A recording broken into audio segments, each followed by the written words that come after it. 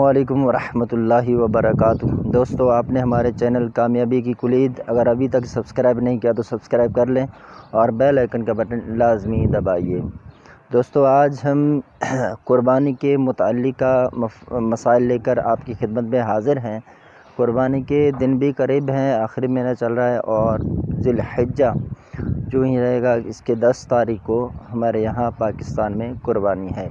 तो कुर्बानी चूँकि 3 दिनों में वाजिब होती है, यानी 10, 11 और 12 इन तारीख़ों में किसी के पास इतना माल है, यानी 52.5 तोला चांदी की जो रकम है वो उनके पास है, तो फिर उनके ऊपर जो है ना अपने यानी कि ज़ायद माल उनके पास खाने की भी चीज़ें हो और इसी तरह कर्ज़ा वगैरह वो भी देकर फ़ारिग हो चुका हो, तो 52.5 तोला चांदी की जो रकम है अगर उसके पास मौजूद है तो इन 3 दिनों के अंदर कुर्बानी वाजिब है।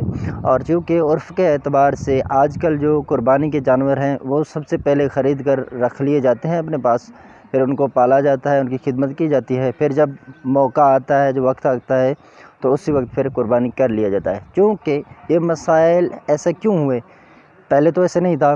पहले ऐसे इसलिए नहीं था कि पहले लोगों की तादाद भी कम थी और कुर्बानी करने वाले भी कम थे, लेकिन आजकल के दौर में जब दौलतमंद लोग ज़्यादा आ गए, जिनके पास पैसा ज़्यादा आ गया, तो उनकी एक तादाद है वो बढ़ती गई।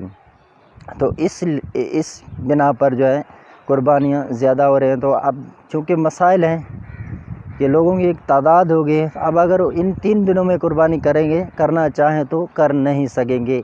इन मसाइल से बचते हुए उलमाए किराम ने इजाज़त दे दी कि आप पहले भी कुर्बानी के लिए जानवर ख़रीद कर रख सकते हैं। यानी 52.5 तोला चांदी की रकम अगर किसी के पास नहीं है, यानी वो साहिब इस्तिताअत नहीं है और अपनी तरफ से नफली कुर्बानी जो है वो करना चाह रहा है, तो अब इसमें एक मसला याद रखिए कि अगर उसने बकरा ख़रीद कर लिया, अब चूँकि उसके ऊपर तो वाजिब नहीं था, अब इसने अपने ऊपर एक नवाफिली चीज़ को, सदक़े को वाजिब कर लिया, तो अब इस पर वाजिब है कि इसी की कुर्बानी करे।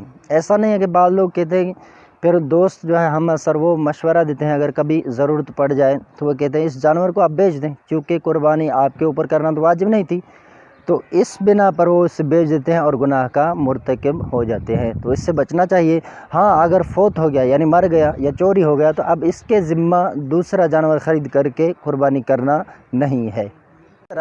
यानी जो मसला हमने ज़िक्र किया, मज़कूरा मसअले के मुतालिक दीगर जो मसाइल हैं, यानी अब क्या है कि लोग ये समझते हैं कि मिल्कियत बेटे के पास है और चूँकि मिल्कियत के अंदर बाप का कोई दखल नहीं है कि बाप अगर कोई उठाएगा अपने ख़र्चे के लिए वो भी बेटे से पूछ कर ही लेगा, और अगर बेटे से ना ले, ना पूछे बग़ैर अगर इस्तेमाल कर ले तो उस बाप पर सख्ती की जाती है।